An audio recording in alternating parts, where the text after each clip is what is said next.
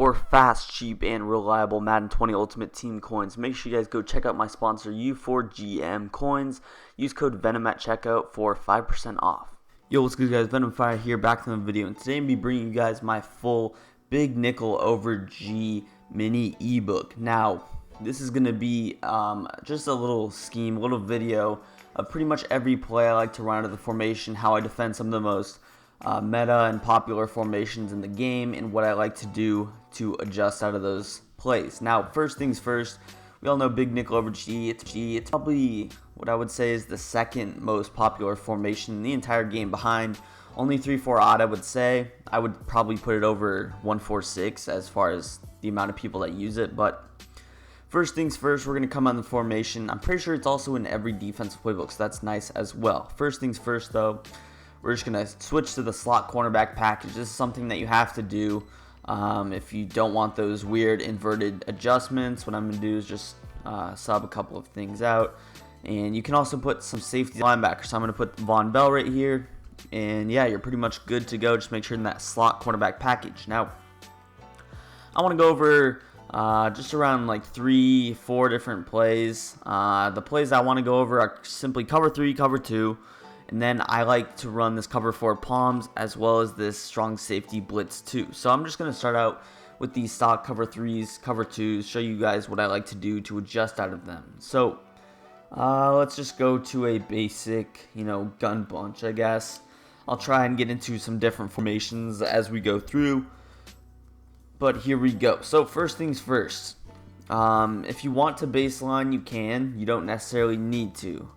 Specifically against bunch, usually what I do is I baseline, press, and then what I like to do is I like to pinch my D-line always. Now, for whatever reason, I seem to get glitchy sheds with this player right here and this player right here. When I pinch my D-line, they just get some good shed animations usually. Now, they do need abilities. If they don't have abilities, they're not going to get the good shed animation. So, pretty much is a stock cover 3. What I like to do to simply turn in, defend certain formations is go like this, and then I like to go ahead and just user him, or I like to put him in a curl flat, run something similar to this. Now this is going to be really good against corner routes. It really does do good against zig routes. Any route with RB should be defended by that man coverage, and you guys see if they go with the corner route, we have that outside third. Now the only problem is the cover 3 beater. So the cover 3 beater out of bunch is going to be a deep post from this B receiver all the way over to the left side. So what we do to stop that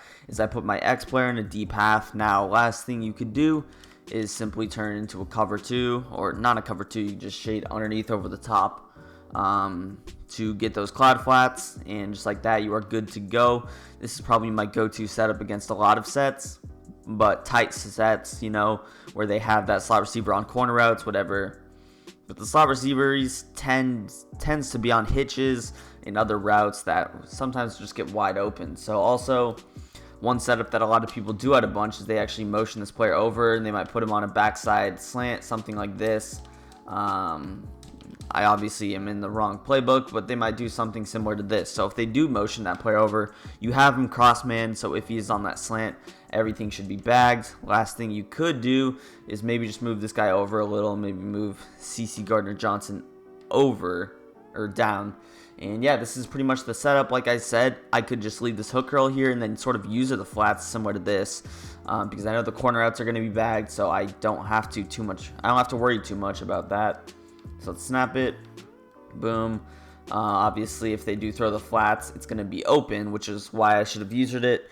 But the flats are really what you have to worry about. Like I said, I usually use that hook curl just because if I do go ahead and defend the flats, then I can't defend anything over the middle of the field. We'll get this crossman. This is a very good adjustment. Because a lot of people out of bunch, they're just motioning them over every play out of wide receiver post. It's something that I do out of bunch. And look how good the crossman is going to stop it. Look at Janoris Jenkins right there. He's on the crossman. If you throw that, it's picked. And then look at him sort of follow it. Very, very tight coverage. The in route's bagged by our hook curl. Pretty much everything is covered. Now I know that's not the best setup on offense, but you guys just got to take my word for it. I'm trying to be in, a diverse playbook, not just West Coast. So again, set up baseline press. Now, again, the reason I like to baseline is so that this player will defend the corner outs really well. These outside third baseline press do a really good job, unless they're on the short side, which is something that only a really good player would do. But again, the next thing that I'm doing is I'm manning the slot cornerback up. I'm putting this player in a curl flat, and again, I could use the flats. I like to just put him in a curl flat though, and then do something like this. You are good to go. Last thing is put this player in a deep half, and sometimes if you don't want him to get burnt, move him back a couple of steps. Again, if they have a scrambling quarterback, you could spy one of your defenders or contain, but it's a pretty simple setup. And again, you can pretty much do the same thing. Again, you could run it stock, but this is really good to stop any corner out based offense. You could do this against near close. Obviously, I prefer to do this out of a 3-4 just to defend the run, but again, I'll try and do something. Look at that, everything is completely bagged. You guys see, pretend RB was on a corner out, whatever. Usually Cam Jordan should get that pressure pretty quickly. I'll show one last time though. Again, baseline press, pinch my D-line, man this slot corner up, put this linebacker in a curl flat, and then boom, you're good to go. Something you could even do is shade underneath like this, because I know that corner outs are going to be bagged, but I kind of want this player right here in like a curl flat or a cloud flat, so I'll do something similar to this. Basically a cover 3 cloud, sort of, not really though. You guys see we just got that hard flat, and you know, if they try to throw anything to the flats, again, let's say they rock with this. Also, again, put this player in deep half, keep forgetting that. But yeah, this is a really strong setup, and you can just do it pretty simply out of a stock cover 3. Again, let's go ahead, just motion him. We'll get the cross man do its job. Cross man, and sometimes it won't. You guys saw the first time.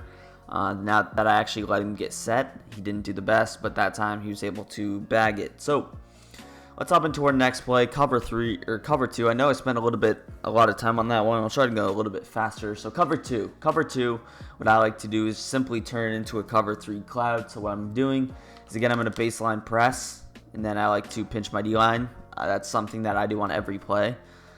Except for cover 4 palms, that's the only exception where I'm just not base aligning. But what I like to do now is I'm going to show you 2 different setups. Actually, yeah, I'll probably show 2 different setups. Now, keep in mind this cover 2 and this strong safety blitz 2 are very similar. So I'm probably not going to spend too much time on the strong safety blitz 2, because the setups, you can do the same thing out of both of them. One just has base soft squats, one has cloud flats. So again, we're baselining, we're pressing, we're pinching our D-line. What I like to do is put this slot corner in a curl flat, put B in a outside third, and then put LB in an inside third. This is a really good setup stock, and you're going to want to use this player because the mid-read is a pretty useless zone unless they do have a crossing route or whatever.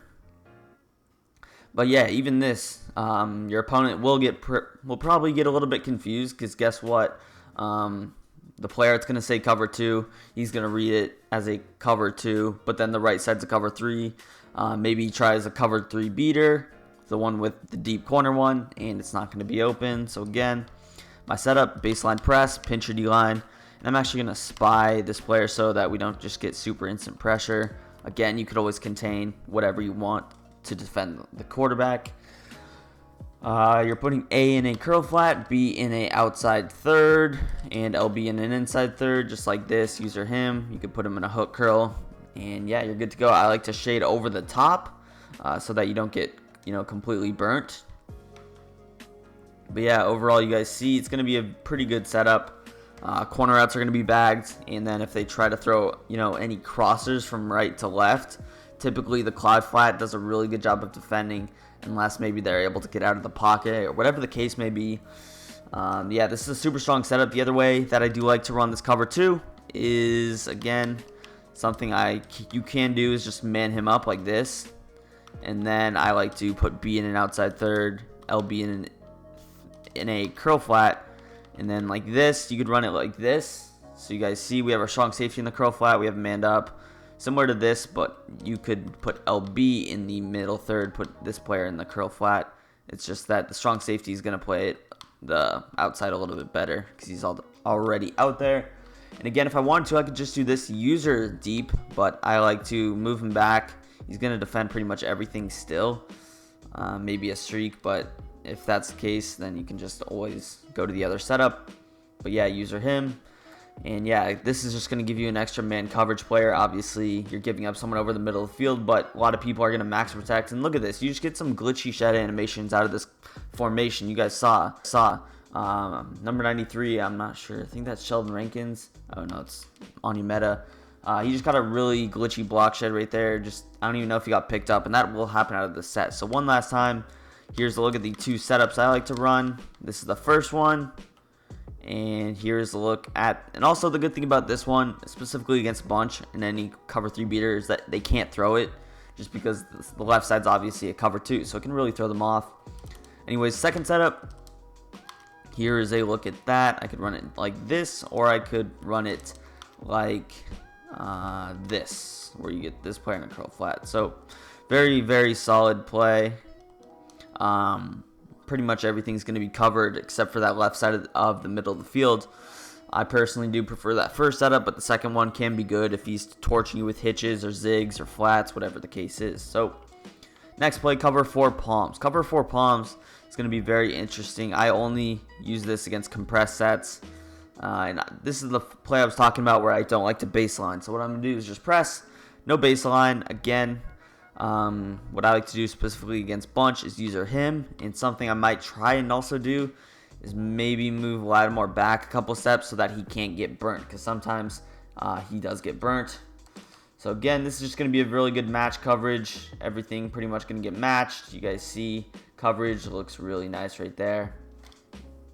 And this is, specifically better against corner routes, those types of rollouts, maybe the max protect, crossers, whatever it is.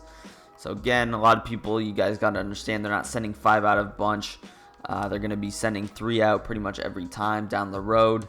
So you don't really have to worry about anything glitchy happening, especially if you can get that good pressure. So again, cover 4 palms, I'm using him. Just go ahead, snap the ball. You guys see everything locked up. User him, and there we go. We get that pressure against 7 man. I'll try and find the corner route here really quickly, and then I'll go ahead and show you guys it. Alright, so here we go. I just audibled to this little bunch trail. I'm just going to try and show you guys what it looks like with the corner out, with this clear out, how it would be defended. So again, you can either press or you can pinch. When you pinch, the linebackers get messed up though, so I just always press, pinch my D-line. Super simple. Again, I could also move this guy out just a tad so that he's aligned with that slot wide receiver. And again, you guys will notice that these sheds are like orange. Those blitz assignments are orange. I'm not sure why that is, but it's pretty much the same. Again, one last thing you can do is move him back, snap the ball. Take a look at the corner out. It should be, complete. Look at the corner out. It's just completely covered. Obviously, the post did get burned a little, but you can always use her and recover.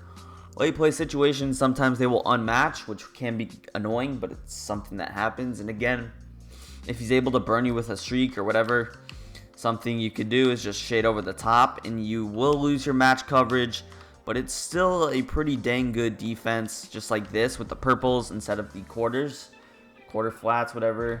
You guys see, able to use her, defend, and you can tell even though it's not match coverage per se, the outside quarters are still following deep posts and streaks, so it's still a very, very good defense. So with that being said, the top into our last one. Like I said, I already went over this play pretty much with the cover 2. Like I said, I kind of prefer this play, but again, what I like to do is baseline press, pinch my D-line. What I'm doing is putting A in a curl flat and B in an outside third, something like this. Again, the only difference is that I have a soft squat and I don't have a mid read, which is something I like to have, because in this case I have this vert hook, which I prefer the vert hook over the hook curl myself. So I can use her this player actually, which is the player I like to use her against bunch, because this defense specifically, no cover 3 beater, no corner out should be open unless they can really roll out and manipulate that over my defense. But again, super solid defense, and I feel like the sheds are very good out of this defense as well. So again, the sheds, I have really good sheds. Take a look at that, everything covered. Late play situation, we're going to get that sack, but you guys see defense is very solid. And again, you could really run this the same exact way as the cover 2, and I prefer this one a little bit better just because it's really easy to man them up like this, and if they quick snap you, you still have very, very strong coverage. whatever the case is. Now, one thing that should be noted is that you might want to cancel those soft squats unless you really like them, because sometimes those soft squats will just follow the deep post as you saw right there, which can be a pretty big issue. So I can just put X in a quad flat. And yeah, you can also send that corner if you want. So if your opponent's going, I could put him in a contain like this, and sometimes he gets glitchy pressure. It's not really a blitz that you can get to actually consistently work out of this play.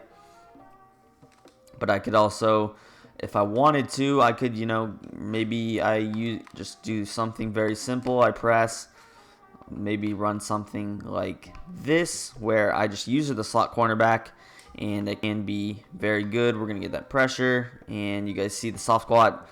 If they're in the pocket, it's going to defend the corner out. But again, very similar to the cover 2. Anyways, that's going to wrap it up here. If you guys enjoyed, hit that like button, hit that subscribe button. Let me know in the comments on videos you would like to see. And yeah, if you enjoy the content, hit that subscribe button. It would be much appreciated. We're on the road to 10K subs, and peace. I'm out of here.